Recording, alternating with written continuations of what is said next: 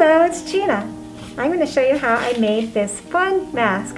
My inspiration for this mask was the fact that I love to wear little black dresses, and I didn't have a mask that I really thought looked good with it. So I decided to make a mask that I thought would look very nice with my dresses, and it was an accessory and also like a piece of jewelry.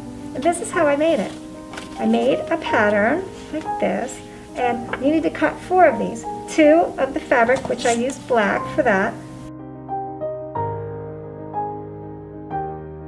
and 2 of this fabric, which I used for the lining, because I like the inside lining to be pretty, to be a little different.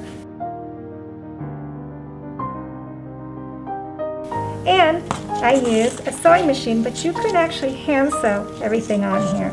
I had a piece of trim, gold, and I sewed it on here. And I used a different gold rickrack for the bottom. And I had this really pretty sequence, but I just cut off pieces and I hand sewed it on for the whiskers. Now this mask is extremely comfortable, and as you can see, it fits nicely. There's no gaps, and it's a lot of fun. So next time I get dressed up and go out, I will be wearing this mask. So thank you. Bye.